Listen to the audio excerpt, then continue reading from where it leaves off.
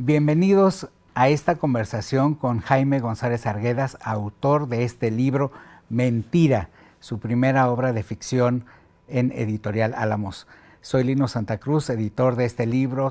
Nos encontramos en la Biblioteca Octavio Paz del Instituto Cultural Mexicano en Madrid y vamos a tener la oportunidad de conversar sobre los temas de este libro, sobre la vida de Jaime, sobre cómo su experiencia se refleja en este contenido, que es interesante porque nos presenta un mundo sombrío, un mundo de crueldad, un mundo donde sufrimos a nivel personal, a nivel social, los abusos del poder, la avaricia, la ira, todos los sentimientos que nos parecen incómodos y que nos hacen reflexionar sobre el sentido de la vida. Y a final de cuentas, una defensa de la luz y del amor. Bienvenido, Jaime. Hola, ¿qué tal? Quisiera iniciar leyendo un poco sobre ti para que nuestros lectores puedan saber con quiénes estamos hablando. Jaime González Arguedas nació en Madrid en 1977, es licenciado en Historia por la Universidad Complutense de Madrid, especializado en Historia de Roma, ha participado en diferentes excavaciones arqueológicas en España y Portugal. Desde 1999 reside en Berlín, donde ha dado clases de español en la Universidad Técnica y ha sido editor y corrector para las editoriales Rabe y Cornelsen Verlag. Como autor, ha participado en la elaboración de más de una decena de libros para el aprendizaje del castellano como lengua extranjera. Además de realizar traducciones del francés y del alemán, actualmente trabaja como periodista para el canal de televisión Deutsche Welle en Berlín, Alemania. Vamos a iniciar esta conversación hablando sobre qué es lo que te motivó a poner el título Mentira a este libro. Tengo la convicción de que la mentira es lo que nos rodea. Las mentiras vivimos en un mar de mentiras, donde es difícil encontrar las verdades. Mentiras que son al final también las causantes de tanto de los terribles holocaustos como de las crueldades cotidianas. Y porque al final es la mentira, en todas sus formas, como no verdad, el hilo conductor de este libro. ¿Por qué el título está escrito con altas y bajas? ¿Será que la palabra tiene vida propia o representa pulsaciones? Sí, claro. Parte importante de la literatura del siglo XX y de las vanguardias ha intentado ir más allá del lenguaje escrito, tratar de que el lenguaje escrito, que siempre es mucho más sólido, que tiene menos vida, se ha intentado siempre que imbuirlo de vida, de esa capacidad orgánica que tiene la lengua oral. El libro, que tiene en varios cuentos una intención también experimental, pretende también recoger ese aspecto experimental y ese intento de expresar, de ir más allá del lenguaje escrito desde el propio título. Pero también hay una razón añadida, y es que la mentira se caracteriza siempre por ser suave, por seducir. Nos tragamos las mentiras con enorme facilidad porque muchas veces queremos creer eso, o porque son tan perfectas que es fácil que nos las creamos. El aspecto áspero de las consecuencias nunca está visible en la forma, y quería hacerlo visible también en el título. Y una razón más, y es que en la palabra mentira es ti, un pronombre personal tónico, el que está subrayado, porque las mentiras se cuentan a alguien, te las cuentan a ti. Muy interesante.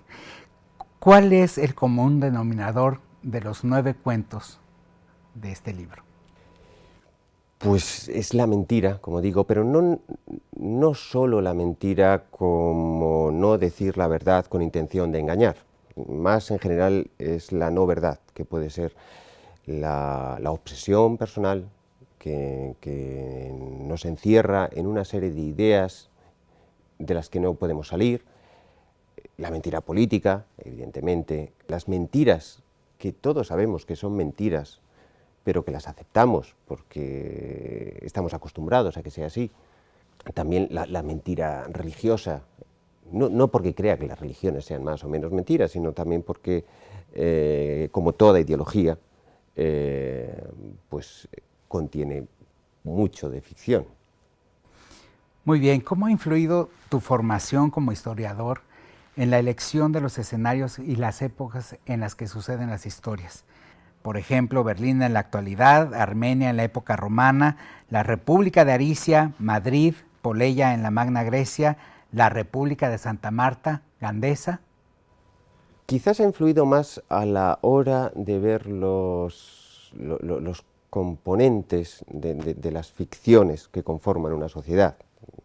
Toda sociedad se compone en gran parte de ficciones colectivas, de ficciones que todos aceptamos como válidas para que la sociedad funcione. Las nacionalidades son ficciones colectivas, el dinero es una ficción colectiva, el dinero realmente no vale nada. Si dejamos de creer en esa mentira que es la ficción colectiva del dinero, la economía deja de funcionar. Así que quizá mi formación como historiador, por un lado me ha ayudado a poder ver qué componentes conforman una sociedad y qué parte de ficciones conforman una sociedad, qué cantidad de ficciones y de mentiras han funcionado a lo largo de la historia durante mucho tiempo, sabiéndose que eran mentiras, al final, siempre al final, o a veces al principio. Y también creo que me ha influido por algunas inclinaciones personales, claro, como pueda ser Roma, o pueda ser el estudio de los textos clásicos, como puede ocurrir en Tolle Lege, que está basado en una frase de San Agustín.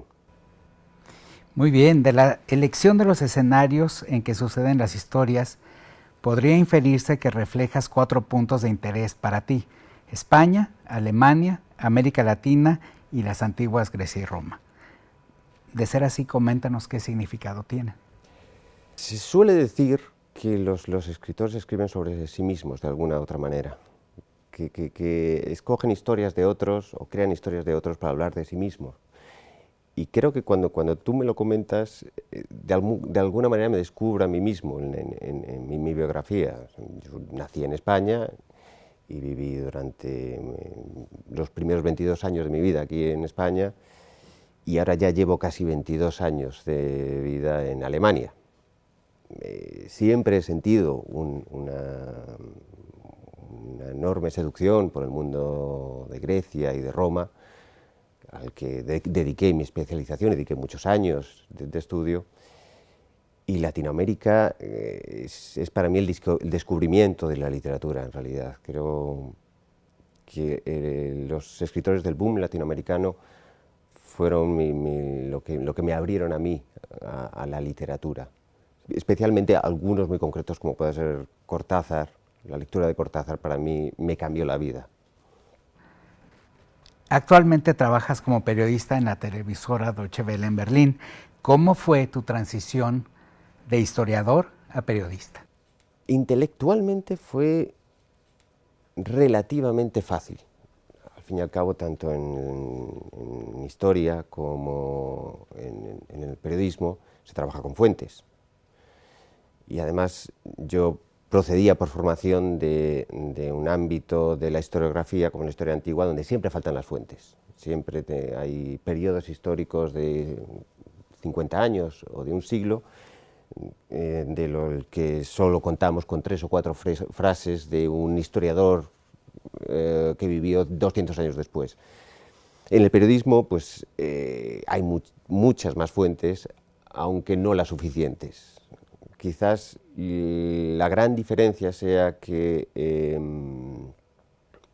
muchas veces en el periodismo hay demasiadas fuentes y muchos intereses detrás de las fuentes. Así es. Tras años de estudiar historia universal y de seguir el acontecer mundial como periodista, escribes una obra donde la política y la mentira se encuentran en el centro de la narrativa.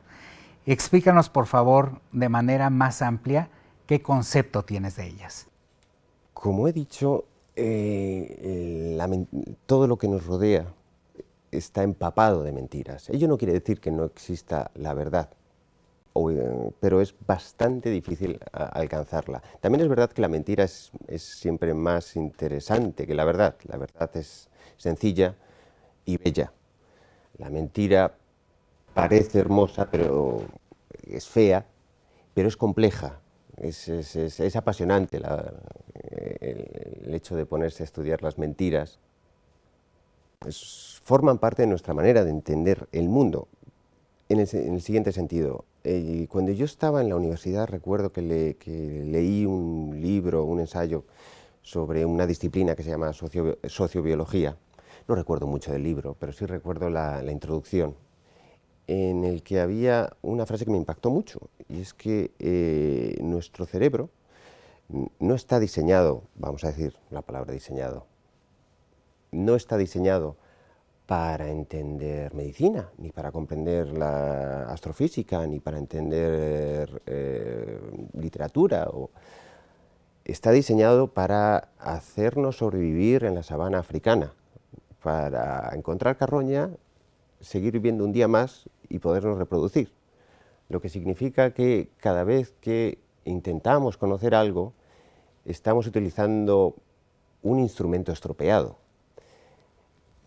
No nos ha ido mal, las cosas como son. Con este instrumento estropeado hemos conseguido aprender muchísimas cosas.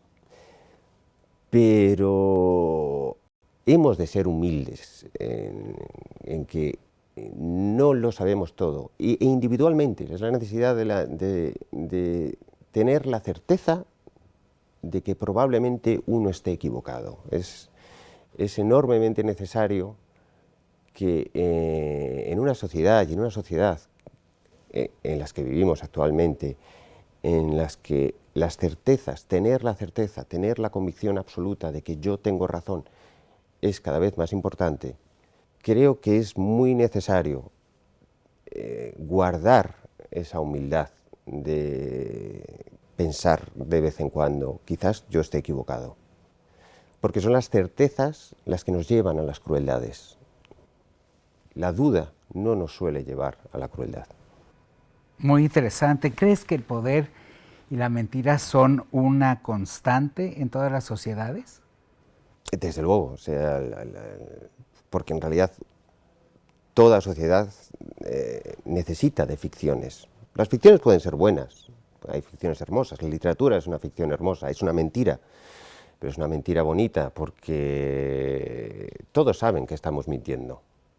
Y a través de la mentira se intenta llegar a una verdad. Todo Estado es una ficción. O sea, creo que era Hegel decía que el principio de la historia era el momento en el que el siervo reconoce al rey, que no deja de ser una ficción, porque uno es rey y el otro no. Lo que hablábamos antes, la ficción del dinero o de cualquier otra cosa. Y evidentemente una sociedad no puede funcionar sin ficciones. El problema es que también hay embustes, hay manipulaciones, hay autosugestiones y hay algo quizás más terrible. Hay un gran gurú del movimiento del storytelling, de la utilización, en realidad, de las técnicas de la ficción y de la literatura en el ámbito primero del marketing y de la publicidad y luego en la política, un tal, se llama Seth Godin, que tiene una frase que dice algo más o menos algo así como: a la gente le gustan las historias, porque las historias le permiten mentirse a sí misma y así cumplir sus sueños. Nuestras convicciones absolutas, nuestras ideologías absolutas, nos permiten creernos especiales y diferentes, nos permiten creernos en el lado bueno de la vida y muchas veces nos llevan a sitios muy tenebrosos. Es decir, que coexisten necesariamente en todas las sociedades. Claro, o sea, la mentira está en todos los lados. Todos mentimos varias veces al día. Política y mentira van de la mano. No puede existir la política sin la mentira. ¿Qué rol tienen el poder, la fuerza, el abuso, la ambición y la ira en la historia de la humanidad? La ambición, el poder, es una parte intrínseca de toda la historia política de todos los estados. Sin ellos jamás hubieran cambiado las fronteras, sin ellos jamás hubiera habido golpes de Estado ni asesinatos de palacio, porque la necesidad de encontrar un sentido a la vida forma parte del ser humano. Como decía en su libro El hombre en busca de sentido, Viktor Frankl, necesitamos encontrar un sentido a la vida para que ésta sea vivible. Y mucha gente, o muchas personas, lo buscan en ser poderoso, o en tener dinero, que son formas también de ser poderosos, para que su vida haya tenido sentido. Así que el poder, la ambición y también la ira por la incapacidad de comprender que uno de vez en cuando tiene que tranquilizarse, han formado parte de la historia de la humanidad, pues, de los mismos genes de la historia de la humanidad, tanto a nivel de devenir político-militar, como también en lo que es la historia social y la historia de la gente pobre, que también ha buscado el poder y ha buscado un sentido, y ha sentido mucha ira también por todo lo que ha tenido que sufrir. ¿Hay algo de autobiográfico en este libro? ¿Hay algo que haya sucedido realmente? Autobiográfico no hay nada realmente en ninguno de los cuentos, pero sí hay algo que sucedió realmente, en concreto en el cuento de Gandesa, en el que cuento un poco una historia que le ocurrió a mi abuelo. Perdió a su hermano en el primer accidente aéreo de Iberia en Gandesa. Y mi pobre abuelo pues tuvo que ir hasta allí, incluso a subir al monte donde se había producido el accidente, a reconocer el cuerpo. Hablemos un poco más de tu libro. Uh-huh. ¿Qué te motiva a escribir esos cuentos oscuros? Es decir, estos cuentos que reflejan el peor comportamiento humano. Yo no diría, o no hay, estoy completamente seguro de que detrás no hay una intención real. O sea, yo no escribo sobre lo que quiero, sino sobre lo que puedo. En la medida de que yo escribo cuando creo que tengo una buena idea. Cosa que ocurre muy de vez en cuando, así que enseguida, cada vez que sale una buena idea, que creo que puede ser una buena idea, enseguida la agarro y me aferro a ella e intento desarrollarla para ver a ver si queda algo bonito.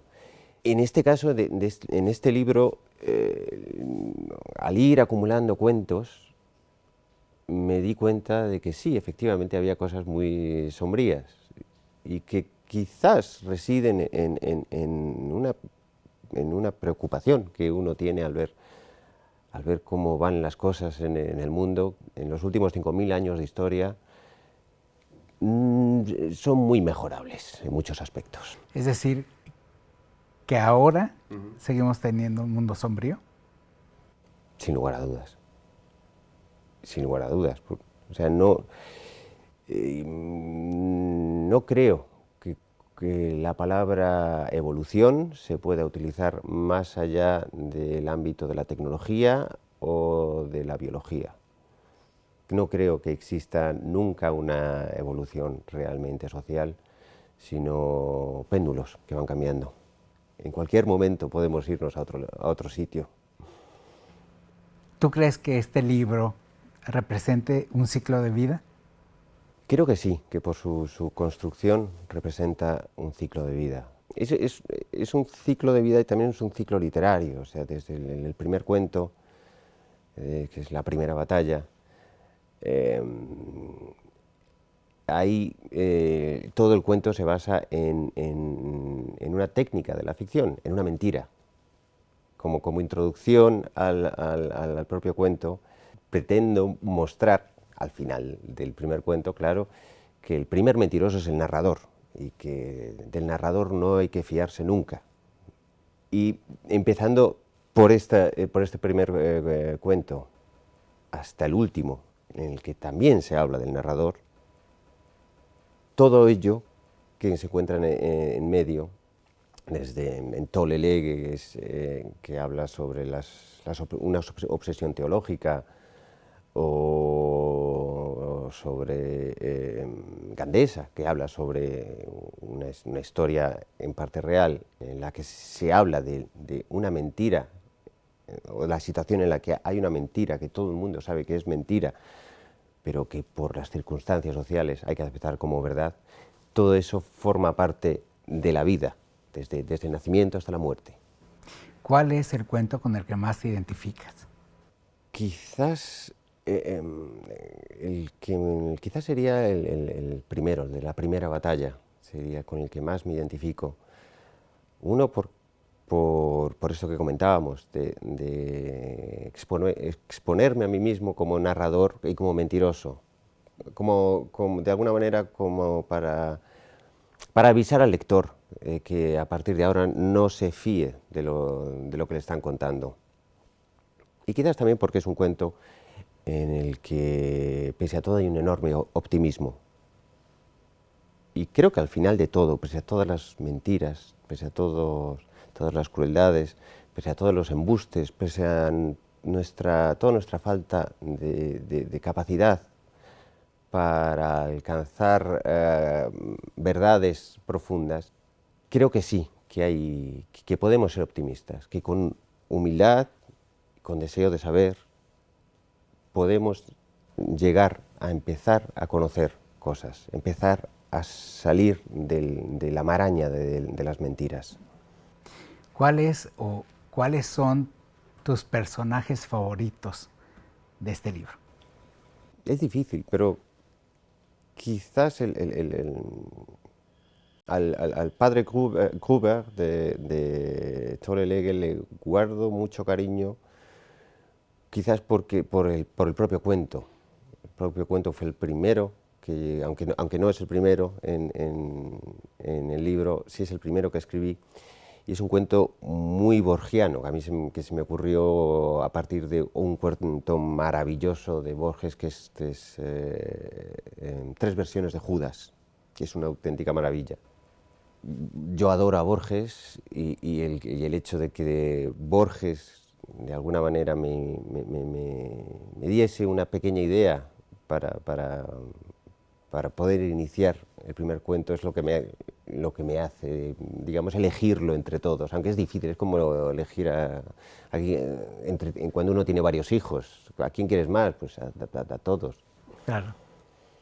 Podemos decir que en tu libro, al enfatizar la oscuridad y la muerte, estás defendiendo a la luz y al amor.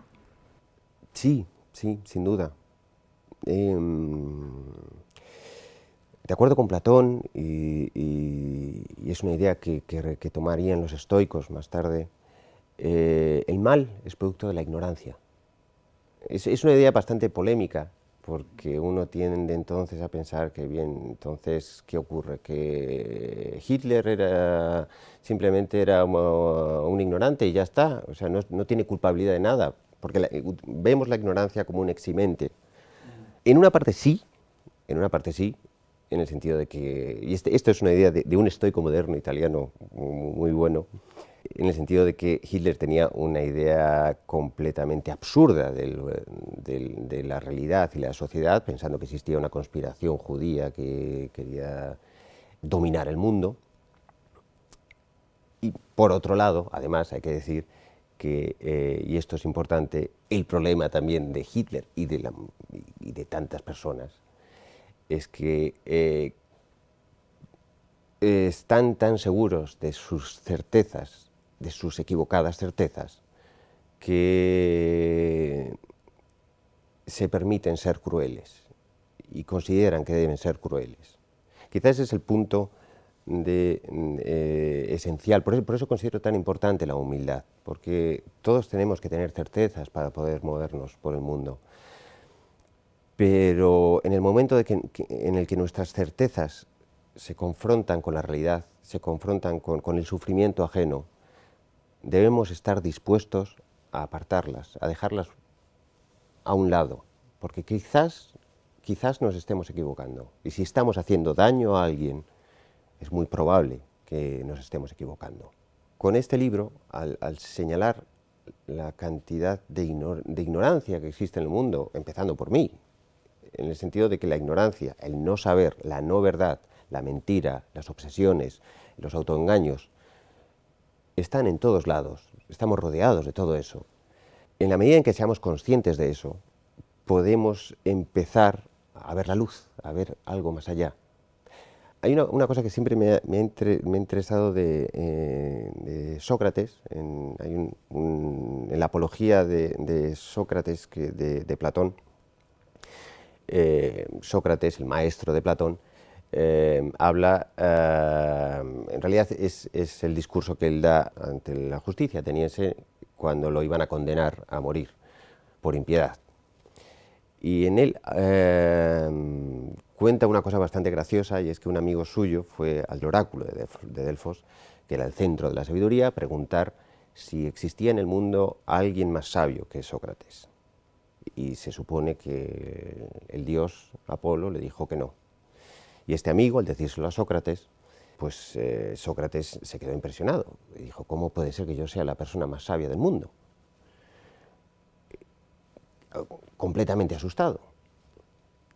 Y al ir hablando con los políticos, con los artistas, con los técnicos de Atenas, fue comprendiendo que todos ellos eran ignorantes, que todos ellos no sabían, igual que él tampoco sabía. Es la famosa frase de solo sé que no sé nada. Pero sí él era más sabio que los otros, porque él sabía que no sabía. Los otros estaban convencidos de saber. De alguna manera con este libro pretendo ayudar a que todos, yo incluido, empecemos a comprender que no sabemos. Quizás sí el mundo empiece a ir un poquito mejor. Antes de comenzar esta conversación comentábamos que el libro, al ser tan sombrío, y como ya hemos mencionado en esta conversación, ser tan crudo, tan descarnado, puede llegar a ser una lectura que te obliga a confrontarte con las realidades de la vida, como ese momento en el que te miras al espejo y engañaste a todo el mundo, pero no puedes engañarte a ti mismo. ¿Crees, como habíamos comentado, que esto es una de las razones, tal vez no tan consciente, pero inconsciente, de decirle al lector, miren el mundo en el que estamos viviendo, miren básicamente la porquería que nos rodea, la mentira que nos rodea, para lograr una reflexión que nos lleve a un cambio, a una mejora social? Desde luego que sí. No tanto porque yo crea en los grandes cambios, en algo que vaya... Las revoluciones, no suelo creer en las revoluciones, creo más en los cambios lentos, en los cambios que vienen desde abajo, desde las profundidades. Pero sí, exactamente, de alguna manera hemos de saber que estamos rodeados de mentiras, estamos rodeados de crueldades, estamos rodeados de embustes que nos parecen todos muy, muy bonitos. Y por otro lado, todos sabemos al mirarnos ante el espejo, que nosotros también mentimos. Primero tenemos que ser conscientes de eso, tenemos que ser conscientes de qué hacemos con nuestras mentiras, si nuestras mentiras nos sirven para mejorar un poquito el mundo, o por lo menos para no hacer daño a nadie, o para no hacernos daños a nosotros mismos, porque nuestras mentiras nos pueden hacer mucho daño. ¿Qué papel juega la familia en toda esta constelación. Y me gustaría también que nos comentaras un poquito más de tu familia. Hay algunos cuentos de este libro que están dedicados a miembros de tu familia.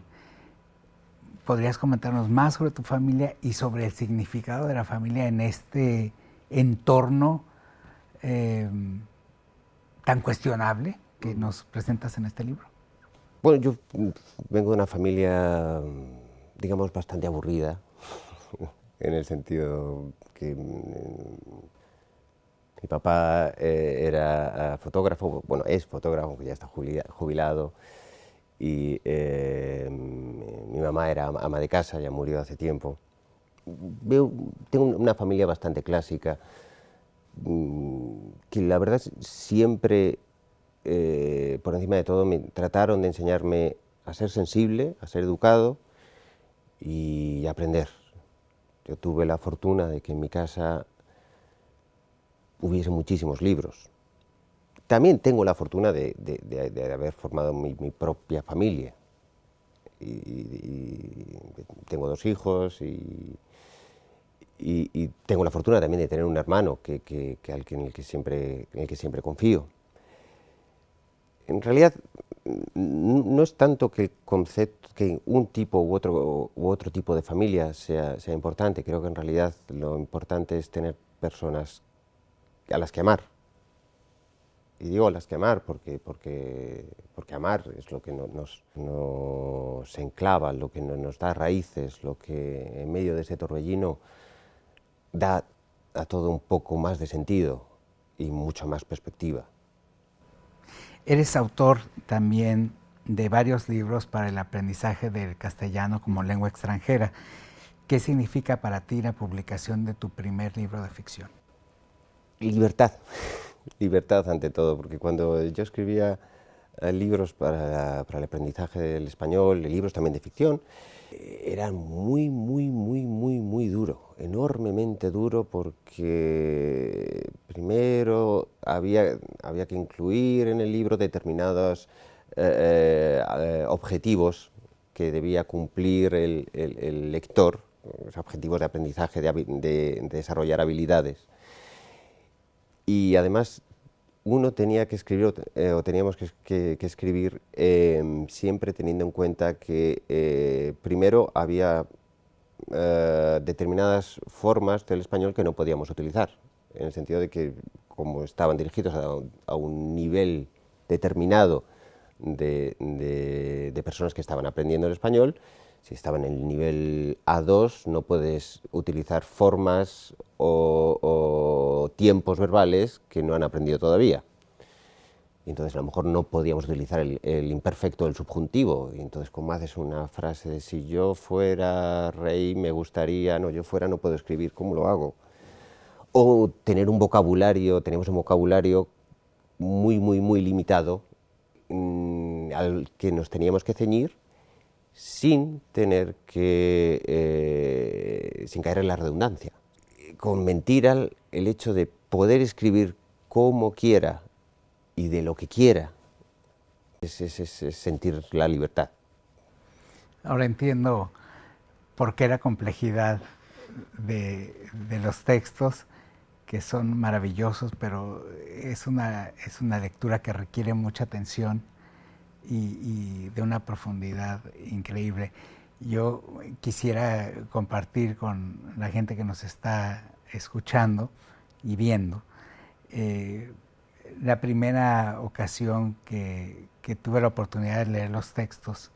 Me llamó muchísimo la atención que fueran textos tan duros y tan crudos de una persona que conozco. Jaime y yo nos conocemos de un trabajo anterior, y es, como podrán ver en esta entrevista, un hombre muy amable, muy bondadoso, y me llamó mucho la atención que fueran unos cuentos tan duros. Y me preguntaba yo cómo es posible que haya alguien que pueda describir con tanta crueldad situaciones del mundo. Y sin embargo, no estaba yo seguro de que pudiéramos hacer esta edición pero con el paso de las semanas, en mis actividades cotidianas, en una u otra ocasión venían a mi mente pasajes o escenas de los cuentos que habías escrito, y muchas de las ocasiones pensaba, es que está muy bien escrito, es que hay una riqueza de lenguaje, una riqueza de los personajes. Me parecía realmente increíble, y ese paso del tiempo nos hizo volver a hablar y llegar a esta feliz culminación del libro. Me alegro. Pero ahí, un poco entendiendo tu historia, la cuestión de la libertad con la que puedes escribir, y los libros del castellano como lengua extranjera, esto me lleva a otro punto muy importante para entenderte como autor, como persona, y es que, como nos acabas de explicar, llevas 22 años viviendo en Alemania. ¿Qué te llevó a emigrar a Alemania? La casualidad. La casualidad. Yo fue una beca Erasmus. Una beca Erasmus. Yo había empezado a estudiar un poquito de alemán en una institución que existe aquí en España, que es la Escuela Oficial de Idiomas, y estaba estudiando en la carrera y quería salir al extranjero, quería ver un poquito de mundo y quería vivir en el extranjero una temporada. Y yo en realidad me quería ir a Inglaterra, porque yo quería aprender bien a hablar inglés. Pero en aquella época Alemania no estaba ni mucho menos de moda, y todos querían ir o a Irlanda o a Inglaterra, de tal manera que nadie me dio a mi plaza para ninguna universidad inglesa, pero sí para la Universidad Libre de Berlín. Así que allí me fui un semestre, por 4 meses. Y al cabo de ese semestre, pues dije, pues a ver si puedo quedarme ya todo el año. Y así lo hice. Conseguí tramitarlo y me pude quedar todo el año. Y cuando ya se estaba acabando el año, me dije, quizás me podría quedar más tiempo. Y pregunté, y en aquella época podías hacer 2 años de Erasmus, aunque en el segundo año no te daban nada de dinero, cosa que tampoco me importaba, porque tampoco te daban mucho dinero, apenas te daban dinero para vivir, tenías que buscarte la vida trabajando y en fin. Y cuando terminé ese segundo año ya había terminado la carrera, así que dije, bueno, me puedo quedar otro año. Y así se fue poco a poco sucediendo, hasta que cuando me quise dar cuenta llevaba más de 20 años allí. Jaime, ¿crees que habrá diferencia en cómo perciban tu obra tus lectores de habla hispana y los de habla alemana? Pues la verdad es que no lo sé, supongo que sí, supongo que por ser culturas diferentes y tener historias diferentes detrás, por así decir, percibirán el libro de manera diferente o se interesarán por aspectos diversos, pero la verdad es que sí, me hace mucha ilusión saber si esto será así, porque no creo que no hay nada más hermoso que escuchar las interpretaciones del lector. Al fin y al cabo, porque el arte y la literatura es un doble proceso creativo. Está la creación, la parte de la creación, que es la del autor, y otra que es igualmente importante o más importante, que es la labor de creación interpretativa del espectador o del lector. No hay cosa, por ejemplo, que más me guste que alguien me dé una interpretación de algo que he escrito yo que a mí jamás se me hubiera ocurrido.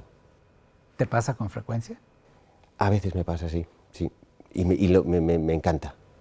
Y cuando tú escribiste este libro, ¿tenías la idea de que fuera un libro bilingüe o fue una sorpresa para ti? Fue una absoluta sorpresa. Todo el libro en sí mismo fue una sorpresa, porque tampoco sabía que tenía un libro hasta que se fueron acumulando los cuentos, los fui repasando y fui viendo que sí, que había una continuidad, que todo empezaba y cerraba, que eso era un libro. Así que todo ha sido en realidad una auténtica, interminable caja china de sorpresas en las que al final nos han llevado a tener este hermoso libro aquí. ¿Cuántos años tardaste en escribir el libro? Cuéntanos. Lo que es escribir el libro tardaría como 2 años, 2 años y medio. Pero ¿cuántos años empezaste a escribir? Hace 8 años. Con la idea, 8 Empecé años. 8 años. Eso que quería que compartieras con nosotros. 8 años. Es un largo proyecto. Esto no quiere decir que a medida que acababa un cuento empezaba otro. O sea, había entre medias, a veces era inmediato, porque ya tenía la idea, y a veces pasaban un par de meses. Pero sí, en general yo diría que para escribirlo, hacer la primera versión, necesité como 2 años, 2 años y medio, y luego por lo menos más de 1 año para ir revisándolo, quitando cuentos, añadiendo alguno. ¿Tú crees que este libro refleja quién eres? Creo que al final sí, sí. Uno al final tiene tan poca imaginación que escribe sobre uno mismo, aunque se esconda detrás de ideas que se inventa o de historias que ha imaginado. Así que supongo que habla de mí ese libro. ¿Qué mensaje te gustaría que se llevaran tus lectores o quisieras darle a tus lectores? Quizás lo único que les diría o que les podría decir es que se acerquen al libro con benevolencia y que espero que a ellos les sirva de algo, al menos aunque sea el título, les sirva para comprender la amenaza que tenemos constante desde nuestro propio corazón hasta las instancias que nos gobiernan de la mentira que nos rodea. Y que me estaría encantado de tener la fortuna de que me leyesen y sobre todo que me diesen una interpretación diferente y jamás imaginada de lo que yo he escrito. Pues con esto terminamos esta interesante conversación. Muchísimas gracias. Este es el libro del que hemos estado conversando, Mentiras, Lügner en alemán. Ojalá que los lectores puedan entregarle a Jaime nuevas interpretaciones interesantes. Ojalá lo encuentren tan interesante como lo encontramos nosotros. Y los invitamos a que nos visiten en nuestra página www.alamos-berlin.com. Ahí podrán adquirir este libro. Muchísimas gracias, Jaime, por tu trabajo, por tu tiempo para esta conversación aquí en tu ciudad, en Madrid. Estamos muy complacidos de estar aquí contigo, celebrando tu primer libro de ficción. Muchas gracias. Muchas gracias a ti. Muchas gracias a todos ustedes por su atención. Hasta pronto.